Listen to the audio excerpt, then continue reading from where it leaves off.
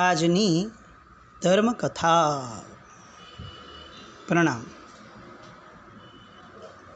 દેદશાહ ઇતિહાસનું એક એવું નામ કે જે નામને જેટલું વજન મળવું જોઈતું હતું એના કરતાં કદાચ ઓછું આપી શક્યા આપણે.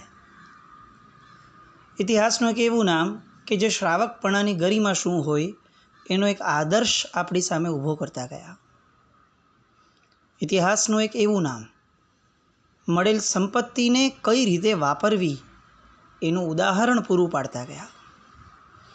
ઇતિહાસનું એક એવું નામ કે જેમને પોતાના જીવનની અંદરમાં તમામ રસો, નવ રસમાંના તમામ રસો જે સુયોગ્ય ભોગવવા લાયક હતા તે રસને ભોગવ્યા. અને આવા નામને આપણે જેટલું સ્વાધ્યાયમાં લાવી શકશું એટલું આપણને આપણા જીવનની અંદરમાં એમના જેવા બનવાનું મન થતું જશે. સેમ આપણા જેવી પરિસ્થિતિઓ એમ કહી શકાય. દરિદ્રતા પણ, પૈસો પણ આવ્યો તો એક સાથે એવો આવ્યો, લોકો સાથેનો વ્યવહાર, બધામાં આપણને એમ લાગે કે સિમિલર ટુ અવર સિચ્યુએશન.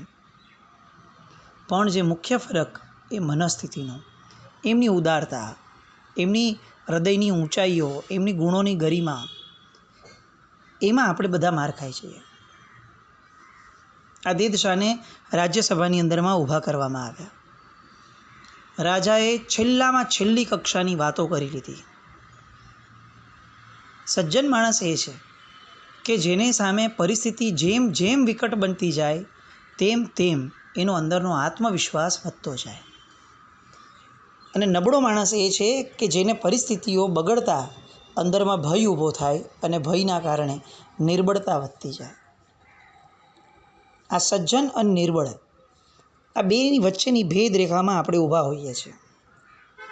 આપણે નક્કી કરવાનું કે આપણા જીવનના તમામ પ્રસંગોમાં, અને આ કોઈ સ્ટાન્ડર્ડ લો નથી કે દરેક પ્રસંગમાં એ સેમ એપ્લિકેબલ થાય. એવરી ટાઈમ વેરાઈ થાય છે. ક્યારેક આપણે સજ્જન અને ક્યારેક આપણે નિર્બળ. ક્યારેક આપણે સજ્જન ત્યાંને ન્યાય આપી દઈએ છીએ અને ક્યારેક આપણે જાણી કરીને સમજતા હોવા છતાં પણ નિર્બળ થતા જઈએ છીએ. એ નિર્ણય સદાકાળ આપણે જ કરવાનો રહેશે. પરિસ્થિતિને અનુસારે અથવા મનસ્થિતિના અનુસારે આપણે મનને કઈ રીતે કેળવવું છે એ આપણે જ નક્કી કરી શકશું. અહીંયા દેદશાહે પોતાના મનને અત્યંત ખુમારીપૂર્વક કેળવી અને નિડરતાથી રાજાને જવાબ આપી દીધો. મારા સગ્ગા હાથે એક કાણી કોડી પણ હું તમને નહીં આપું. બીજું શું જોઈતું હતું? એક તો રાજા ઓલરેડી પોતે લાચારની અવસ્થામાં, કે જેમાં એને બીજાનું નિધાન પચાવી પાડવાનું મન થયું, એમાં કાન ભંભેરણીઓથી સંપૂર્ણપણે પક્ષપાતી બનેલો રાજા. જીવનમાં નબળો માણસ હોય ને એને ક્યાંયથી દોષો વળગવા આવે.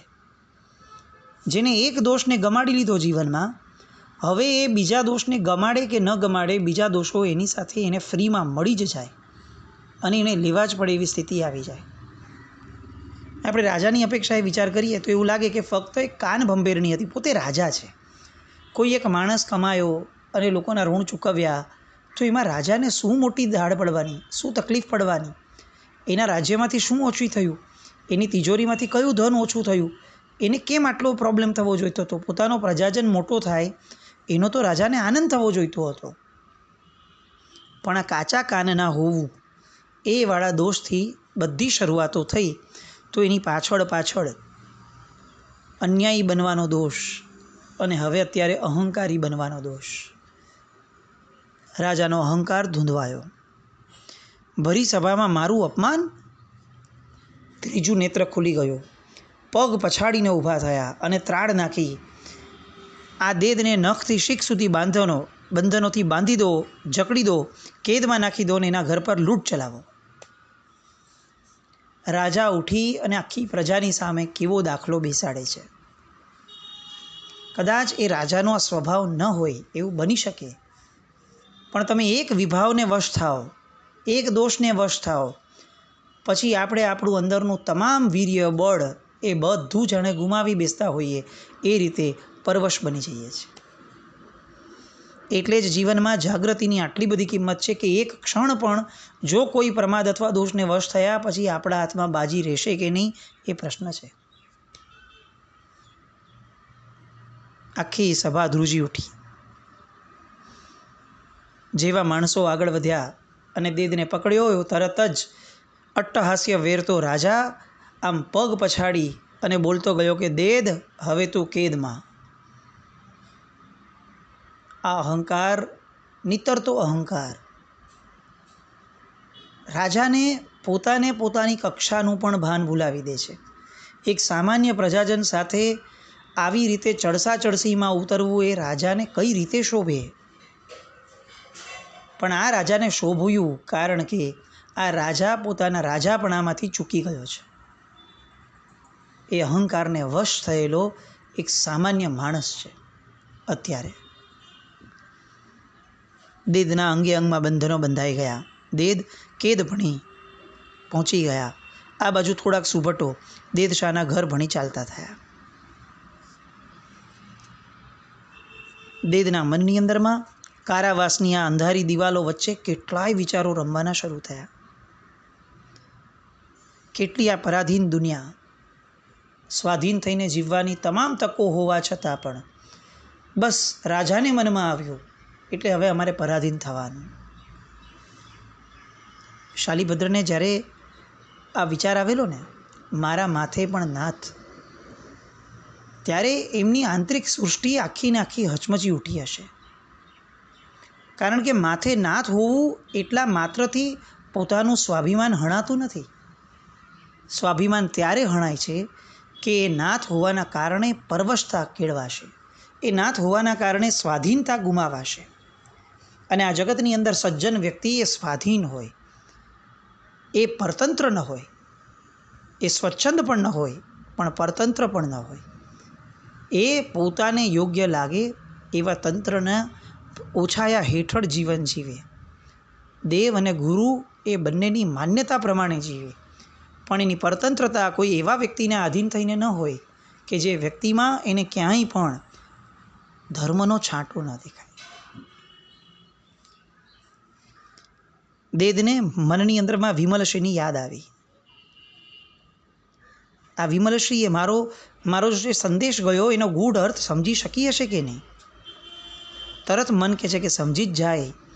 આવી શાણી નારી એ ન સમજે તો બીજું કોણ સમજશે? આજે આ આટલી સંપત્તિની છોડો ઉછળે છે, પણ જ્યારે આમાંની એક પણ છોડો નથી ઉછળતી એવા સમયે પણ આ સ્ત્રીએ આ ઘરને જે રીતે, મને જે રીતે પકડીને રાખ્યો, ધર્મની સાથે વળગાવીને રાખ્યો, આ ઘરને સાચવીને રાખ્યો, તમામ પરિસ્થિતિઓમાં પ્રસન્નતાથી ફક્ત મારી સામે ઊભી રહી છે અને તમામ ઘટનાઓની અંદરમાં પોતે પોતાની મતિ પ્રમાણેનો શુભ કંઈક ને કંઈક શુભ આશય એ આપતી રહી છે. ખરા અર્થમાં જેને કલ્યાણ મિત્ર કહી શકાય એવી ધર્મપત્ની મળી અને એવી ધર્મપત્ની ઉપર શંકા કરવું એ અહીંયા દેદને જરા પણ યોગ્ય નથી લાગતું. પણ હવે ચિંતા ઉપજે છે. અંતે તો નારી છે. આ બધા રાજપુરુષો જેવા ઘરમાં ધસમસી જશે એ એકલી બિચારી શું કરશે? કઈ તરફ ગઈ હશે? મેં એને નશ્ય શબ્દ દ્વારા જે કીધું એ સમજી હશે કે નહીં? અને પેલું સુવર્ણ જે ઘરના ગુપ્ત ગર્ભગૃહમાં સંતાડ્યું છે એને લઈ જવાનું એ ભૂલી તો નહીં જાય ને? એને ક્યાં રાખશે? અને પેલો સુવર્ણ સિદ્ધિનો આમનાઈ, એના મંત્રોની નોંધ એ પણ ત્યાં જ હતી. એ નોંધ એનાથી ભૂલાઈ નહીં જાય ને? એ તો ત્યાં રહી નહીં ગયું હોય ને? અરે ભગવાન, જો એવું થશે તો આ સુવર્ણ સિદ્ધિનો આમનાઈ જો રાજાના હાથમાં આવી ગયો તો એનાથી ભયંકર કંઈ જ નહીં હોય. પણ ધર્મી જીવ છે. આ બધા વિચારોના વમળ સમયે મનની અંદરનો એક પક્ષપાત ઊભો છે જે એનો આત્મા સદાકાળ બોલે છે ને એ હરિનો હોંકારો એ દેદને તરત સંભળાય છે. આટલા વિચારો અને વિકલ્પો પછી જે થશે એ સારું થશે. સ્તંભન પાર્શ્વનાથ ભગવાન એ ચોક્કસપણે આ ભાંગ્યાના ભીરું થઈ અને કામમાં આવશે. અત્યારે આ આખી પરિસ્થિતિ જેમાં હું કેદમાં છું મારા પગમાં જંજીરો છે, મારા હાથમાં જંજીરો છે. કારાવાસની આ ભયાનક ભૂમિમાં કોઈ દેખાય નહીં એવું ભયંકર પરિસ્થિતિનું વાતાવરણ છે. આવા સમયે મને સહાનુભૂતિની વર્ષા જો કોઈ કરી શકે મારી ઉપર, તો એ મારા આરાધ્ય દેવ એવા સ્તંભન પાર્શ્વનાથ ભગવાન જ છે. મેં આખા જીવનમાં જે ધર્મને આરાધ્યો છે એ ધર્મ જ મારી વારે આવશે અને આવશે જ. નજર સામે આવી કેદમાં, આવી પરિસ્થિતિમાં નજર સામે સ્તંભન પાર્શ્વનાથ ભગવાનને લાવી અને પ્રાર્થના કરે છે કે હે ભગવાન, નવાંગી ટીકાકાર શ્રી અભયદેવ સુરીજીને જ્યારે કોઢ રોગ વ્યાપ્યો અને જગત ધર્મ અને શાસનને નિંદા કરતું થયું, એ સમયે ભગવાન તે એમનો કોઢ નિવાર્યો હતો. મહાસાગર આખો ને આખો રોજ તને પ્રક્ષાલવા માટે 2 વાર તારા દરબારે આવે છે. તારો મહિમા અપરંપાર છે, તો શું તું મારી વારે નહીં આવે? અને દેદની દ્રષ્ટિ એ પૂર્ણપણે હવે ધીરે ધીરે ધીરે પૂર્ણતાને પામી અને ધર્મ તરફ વળવા લાગી. પ્રભુ પાસે એક બહુ સહજપણે માંગણી નીકળે છે કે પ્રભુ, મારી પાસે એવું બળ ક્યાં છે કે હું આ બળિયાની સામે બાકરી બાંધી શકું. છતાં પણ નિડરપણે હું રાજની સામે પડ્યો છું, કારણ કે મને તારું પીઠબળ છે. જીન ઉત્તમ પૂંઠ હવે પૂરો, કહે પદ્મ વિજય થાઉં શૂરો. ભગવાન, તારું પીઠબળ મળી જાય તો મારું શુરાતન કાઢવા માટેની મારી પૂર્ણ તૈયારી છે. તારી શરણાગતિએ મારામાં શક્તિનો અખૂટ સંચાર કર્યો છે અને એક માછલી જેવો છું, તેમ છતાં પણ સામા પ્રવાહે તરવાની હિંમત કરી શક્યો છું, કારણ કે હું તને શરણાગત છું.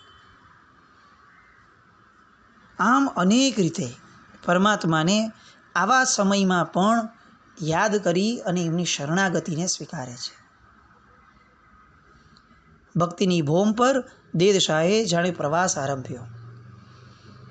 એમની નસ નસમાં નિર્ભયતા આવીને વસી. ભગવાન આવીને વસ્યા, ભગવાન પ્રગટ્યા. એમના લોહીમાં લોખંડી બળ ઉમેરાવા લાગ્યું અને જેલમાં અને કેદમાં હોવા છતાં પણ પોતે જાણે મહેલમાં હોય એવી ઉજ્જવળતા એમના મુખ પર ઉભરાવા માંડી.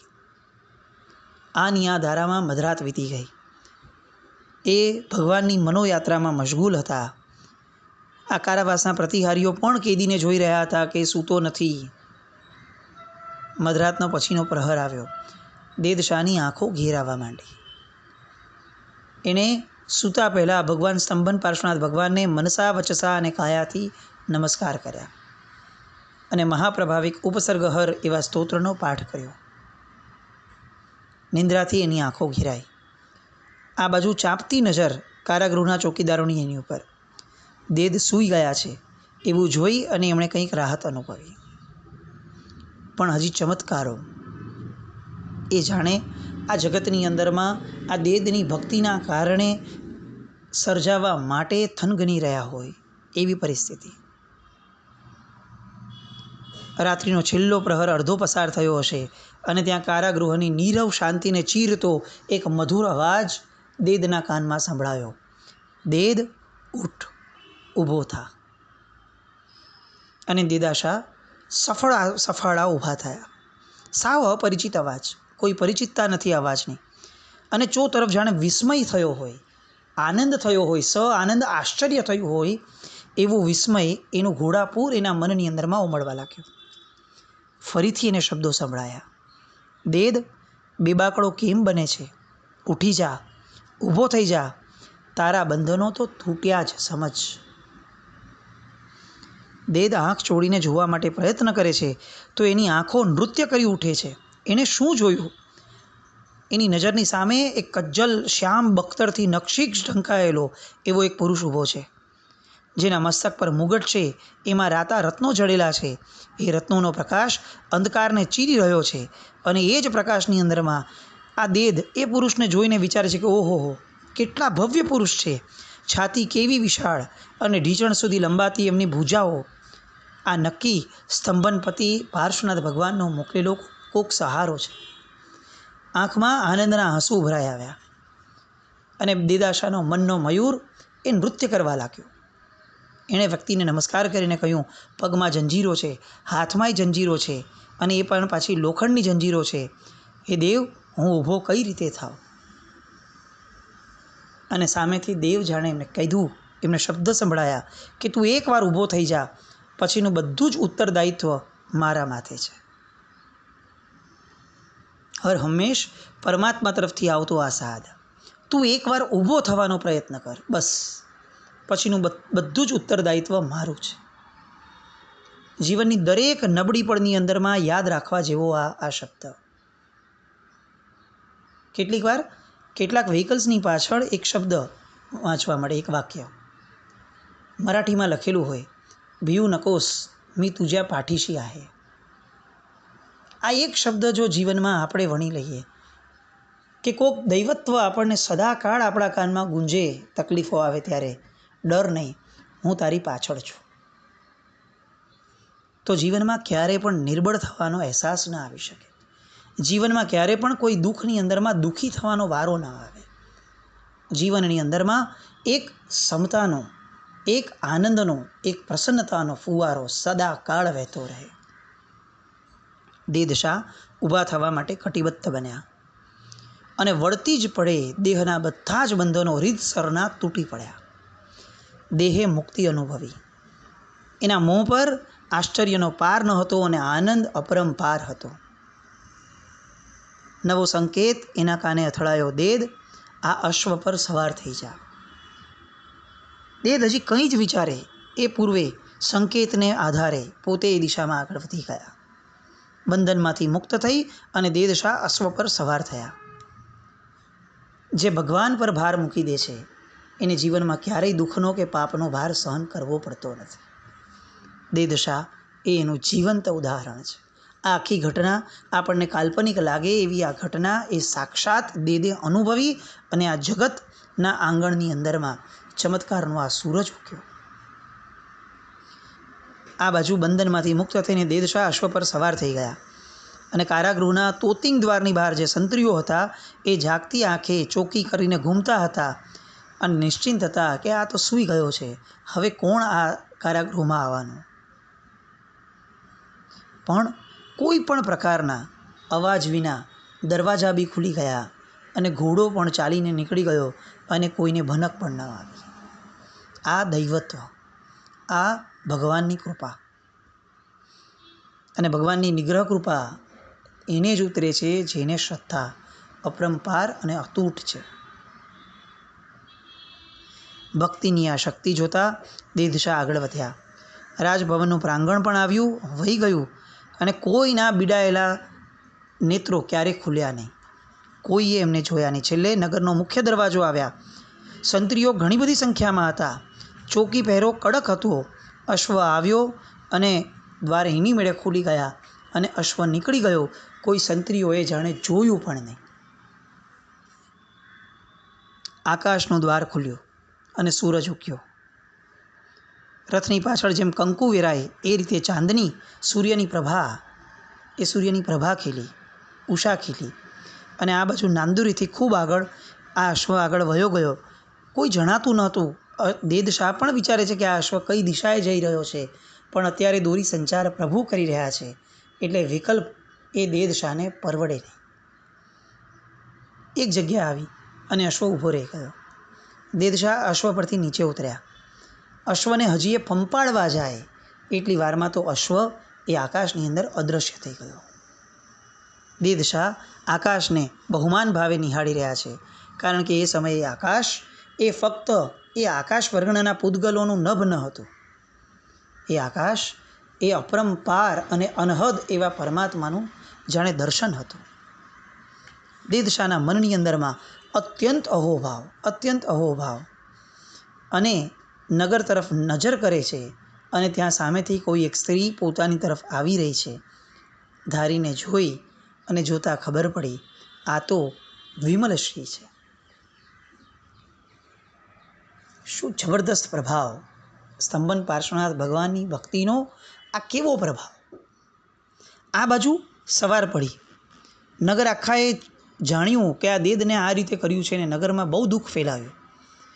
રાજાએ લૂંટી લેવાનો આદેશ બહાર પાડ્યો છે. ધ્રુજારી અનુભવી સજ્જનના માથે જ સિતમ. અને આજે તો આ ખેલ ખતમ થઈ ગયો હશે પણ રાજાની સામે કોણ જાય? આ રાજા કોની રાવ સાંભળશે? અને આ સતને કાજે સાદ પુરાવાવાળા લોકોએ કેટલા મળવાના? આવું વિચારી અને એમનો જે ચાહક વર્ગ હતો એ નાનકડો પ્રયત્ન કરવા માટે રાજ દરબારની બહાર આવ્યો. અને આ બહાર આવેલા વર્ગે ત્યાંથી કેટલાક દિકારા કરવાના શરૂ થયા. લોકોએ નિશાસા નાખ્યા, બધાના મોંમાંથી સિસકારા પડવા લાગ્યા. આ બાજુ 5-6 સુબોટો દેદેશાના ઘર તરફ રવાના થયા હતા. પૈસાની પ્યાસને પણ હદ હોઈ શકે.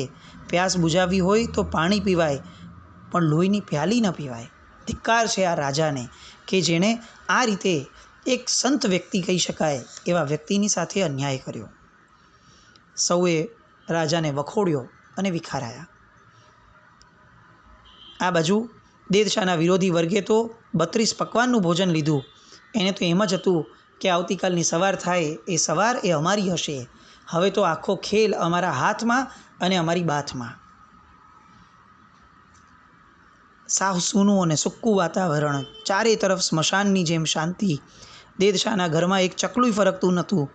અને સુભટ્ટો આવ્યા અને સુભટ્ટો જોઈ અને છક થઈ ગયા. હજી આજે બપોરે સગી આંખે અમે વિમલશ્રીને જોઈ હતી. ચોમેર દ્રષ્ટિ કરે છે અને દિવાલો માટીની હતી. ઘરનો ઉપરનો ભાગ એ તો આકાશની યાદ કરાવે એવો સછિદ્ર દેખાયો. આખીને આખી મહેલની પરિભાષા એ જાણે ઝૂંપડાની શોભાવતી હોય, શરમાવતી હોય એવી હતી. બધો માલ વિખરાયેલો પડ્યો હતો. થોડો ઘણો કંગાલિયત ભર્યું ઘર દેખાયું અને રાજપુરુષોને લાગ્યું કે આ તો નિર્ધન છે, આના ઘરે નિધાન ક્યાંથી હોય? ત્યાં અચાનક એક સુભટની આંખ ખૂણા પરના ગુપ્ત દ્વાર પર પડી. બધાને થયું કે હવે કંઈક મળશે અને રાજાને અમે કંઈક જવાબ આપી શકશું. એ ગુપ્ત દ્વારમાં નીચે ગયા. શું થયું આવતીકાલે જોઈએ. અને ગુપ્ત દ્વારની ગુપ્ત કહાણી, એના રહસ્યને કાલે માણીએ. જીનાગના વિરુદ્ધ કંઈ પણ બોલાયું હોય તો મિચ્છામિ દુક્કડમ જૈનમ જયતિ શાસનમ.